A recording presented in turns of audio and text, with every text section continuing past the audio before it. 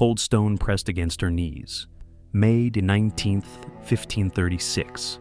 The scaffold on Tower Green was new, built just for her. What really happened at Anne Boleyn's execution begins not with a panicked queen, but with a chilling, calculated precision. She was expecting the heavy, clumsy English axe. But Henry VIII had paid for something different. He imported a specialist from Calais, a man who carried a tool of lethal elegance, a heavy, double-edged sword. This blade is the central mystery. This execution was a performance, but the audience was small, and the stage was rigidly controlled. Why the imported sword? And what final secret was she forced to take to the grave? The blade was meant for silence, not just death. If you enjoy these dark histories, leave a like and subscribe and comment below where you're listening from. And now, back to the story.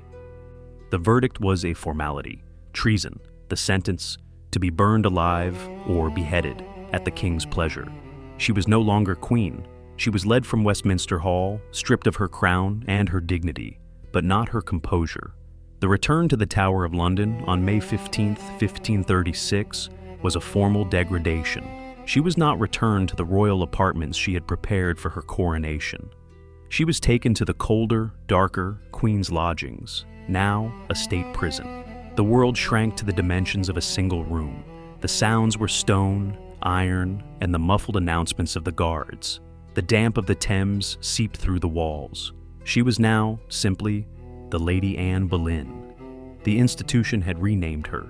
Her identity was being systematically erased before her body. Her every meal, every visitor, every piece of correspondence was monitored by her keeper, Sir William Kingston. He reported her lightness and hysteria, but this may have been his own interpretation. What the records do show is a quiet, disturbing will. She did not rave for mercy. Her resistance was in her poise.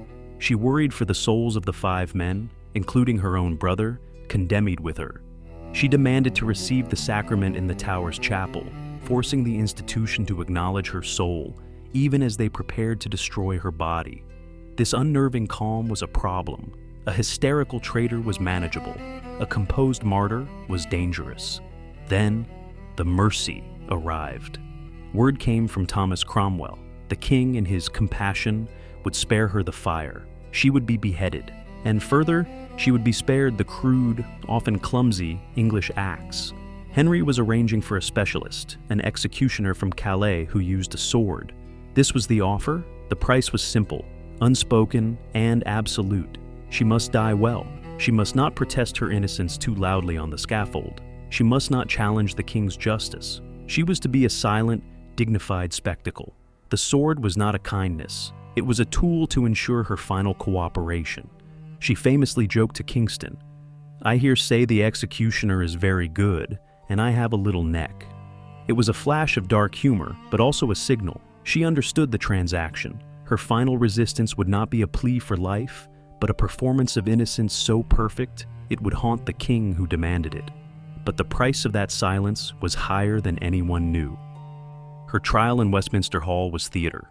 The real test of faith happened in the damp silence of the Tower. The condition was never spoken, but it hung in the air like wax smoke.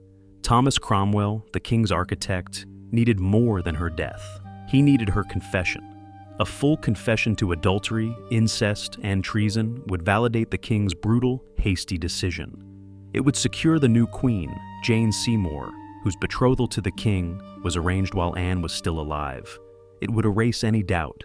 The mercy of the sword was the velvet glove. The iron fist was the alternative, the fire. Or perhaps worse, the complete and total disgrace of her daughter, Elizabeth, forever branded a bastard with no hope of restoration. The pressure was relentless. Her own chaplain, Matthew Parker, was present.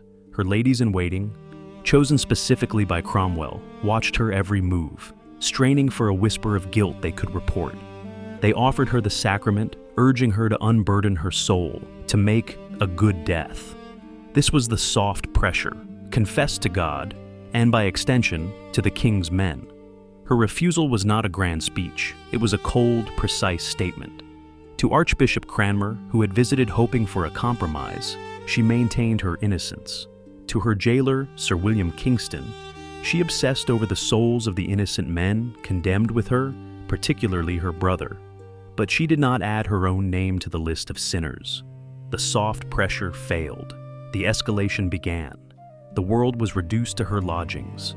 The muffled thud of hammers drifted from Tower Green, the sound of her own scaffold being built. This was deprivation, not of food, but of hope. They denied her access to her daughter. They left her alone with the terror of the blade, hoping the silence and the cold would crack her resolve. But what was meant to break her became her armor. The silence they imposed, she perfected.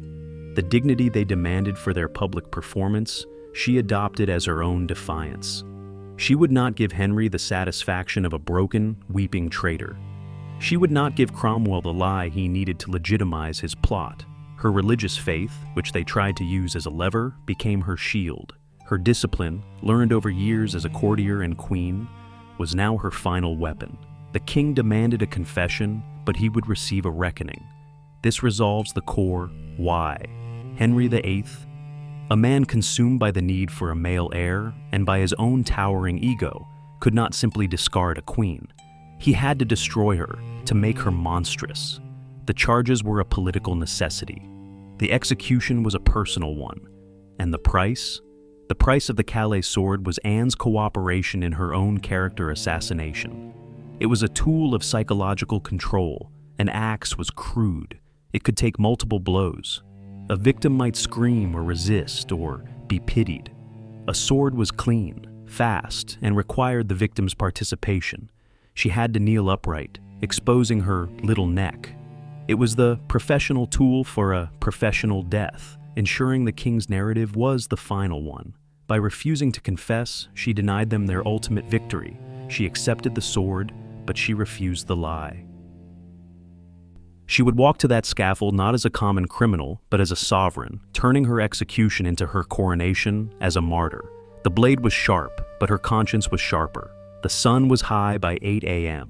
The fog had burned off the river. The small, curated crowd of about 1,000 merchants, aldermen, and council members was silent. This was not a public spectacle for the masses. This was an invitation-only purging. She walked from the Queen's lodgings to the scaffold, her composure absolute. She was dressed in dark gray damask, trimmed with ermine. This was not the costume of a penitent. It was the uniform of a queen. She climbed the steps and saw the executioner, a man whose name is lost to history, standing not with an axe, but with the heavy polished sword. This was the tool she had joked about. Now it was a cold reality. Her ladies removed her ermine mantle. She then performed a final, wordsless rite of memory. She did not weep or faint. She carefully removed her fashionable English hood, revealing her hair, which she tucked precisely under a simple linen coif. This was her action. She was making herself ready. She was controlling the final moment, denying the executioner any struggle, denying the king his spectacle of a broken woman. She made her final speech, a masterpiece of ambiguity, praising the king's kindness without admitting her own guilt. She asked for prayers. Then she knelt, upright, as the sword required, repeating, "To Jesus Christ, I commend my soul."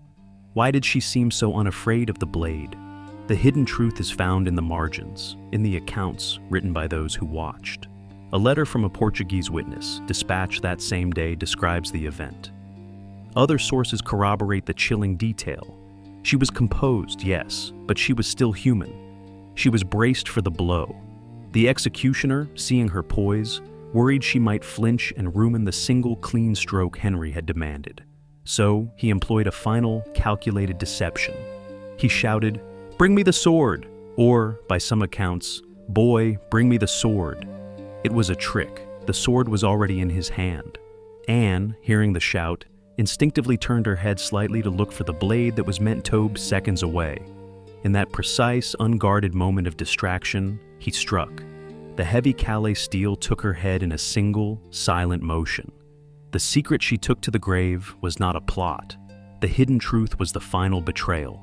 The mercy of the sword was a lie, fulfilled by a different kind of precision, the precision of a stage magician, a final, cold violation to ensure the blade found its mark.